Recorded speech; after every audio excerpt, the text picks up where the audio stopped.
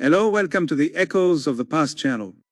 Today, we are going to look into what made Johannesburg what it is today, the Witwatersrand gold rush. In the heart of southern Africa, beyond the thorny bushveld and rolling savannas, beneath the ancient rocky ridges of the Highveld, lay a secret, veiled in silence for centuries. Hidden beneath the red African soil was not just a mineral but a force that would alter the destiny of a nation and echo across the globe. It was the time of ox,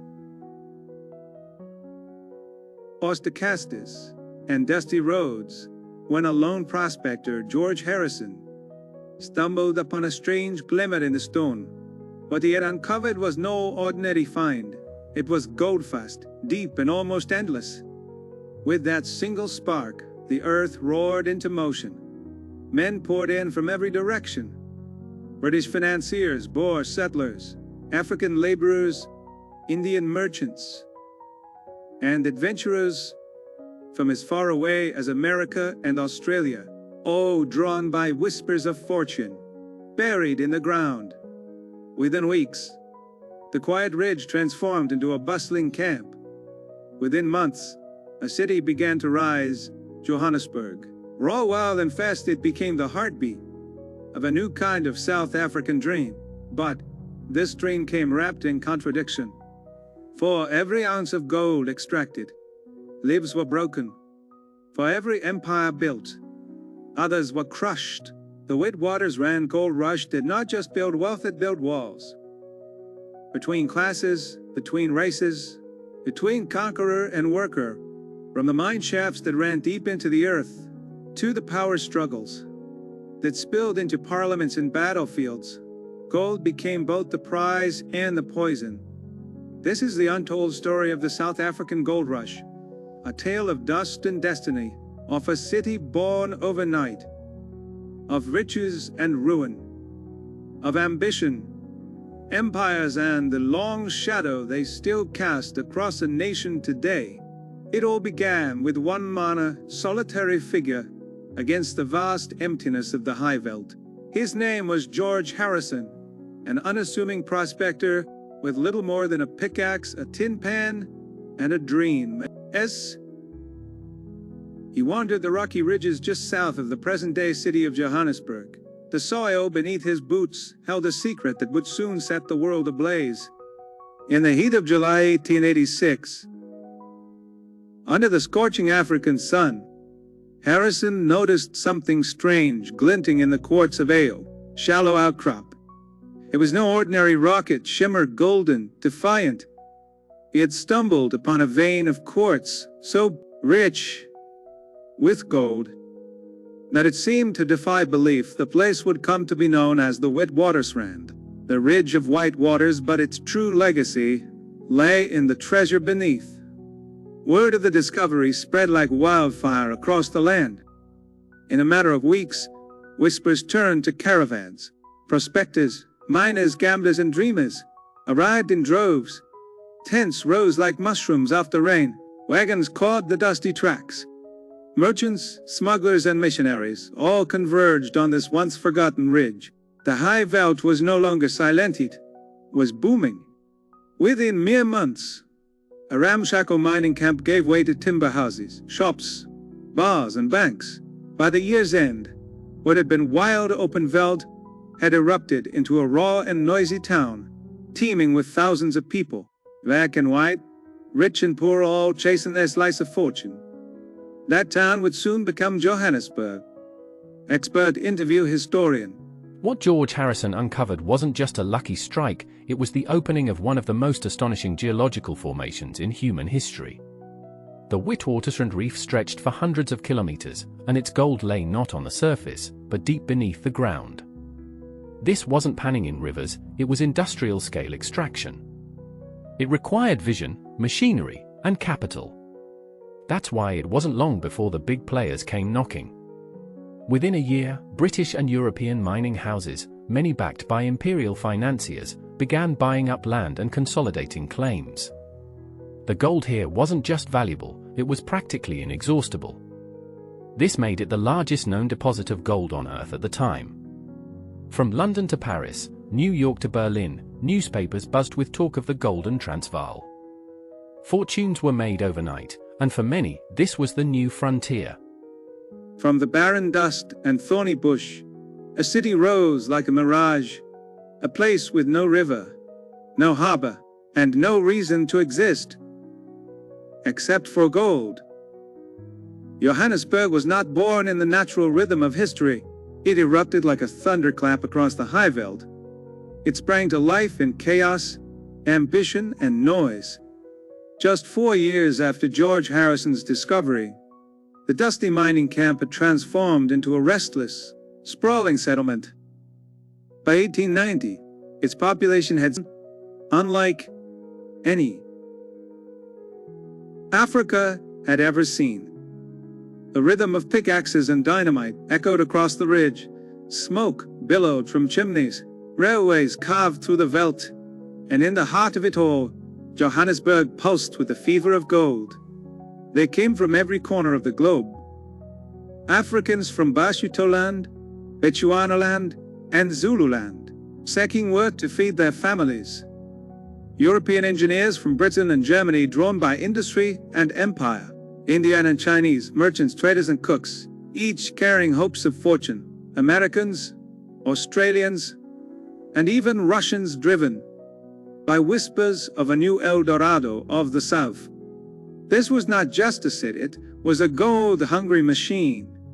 But it was also a melting pot where culture, conflict, and commerce collided. Daily streets overflowed with wagons, vendors, horses, miners, and gamblers. In one tent, you could buy whiskey, in the next dynamite. Yet beneath the noise and neon dreams, life was hard and often brutal. Disease, crime, and exploitation ran deep. Housing was scarce. Justice was uneven. And the divide between rich and poor, white and black, grew wider with every ounce of gold extracted from the earth. Gold does not simply build cities, it builds empires. And in late 10th century South Africa, the shimmering veins beneath the Witwatersrand quickly became more than just an economic asset.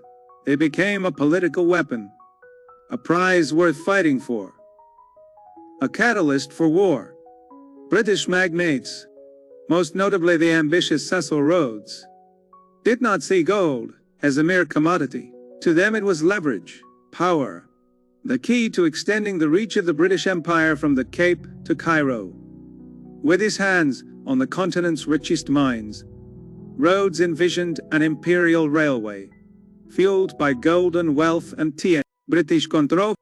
In London boardrooms and Cape Town parliaments, strategies were drawn. Fortunes were invested. Mining companies, conglomerates, like De Beers and Consolidated Gold, fields merged, tightly held by a powerful elite known as the Randlords.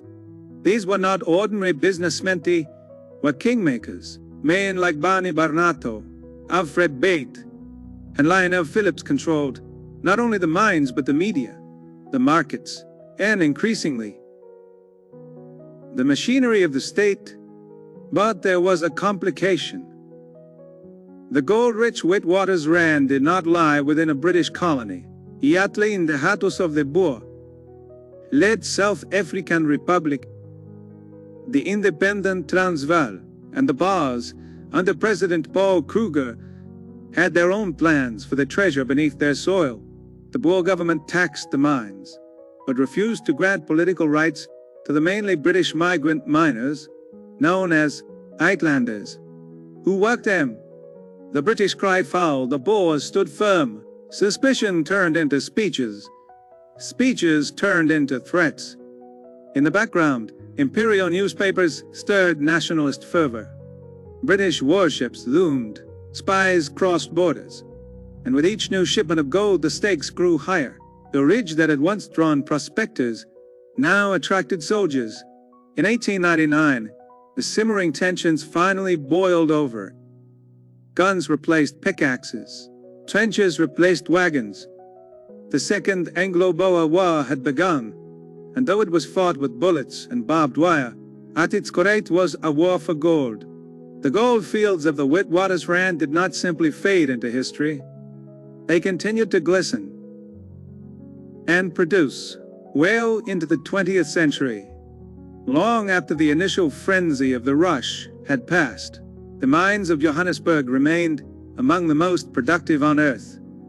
By the end of the century, more than 50,000 tons of gold had been pulled from beneath the South African soil, the greatest amount of gold ever extracted from a single geological region in human history. For decades, the Witwatersrand mines pumped life into global markets. They stabilized currencies, financed wars, and built cities not just in Africa, but in Europe and America. But beneath the gleam of prosperity, another truth lay buried. Entire generations of black South Africans, men, from rural villages in Lesotho, Mozambique, Transkei, and beyond, descended into the depths of the mines day after day.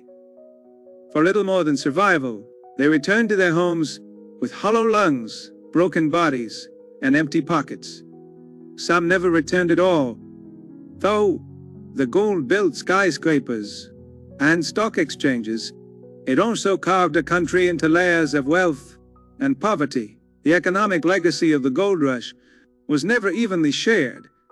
It built fortunes for a few and fences for the rest.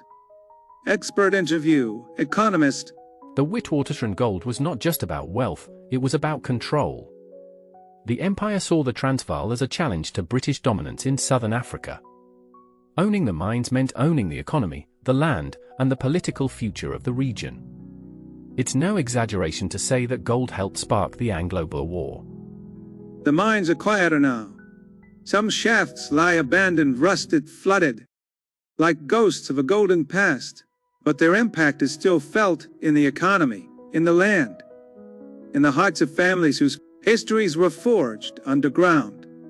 The Witwatersrand goldfields gave the world riches, but they also left scars. This is their legacy.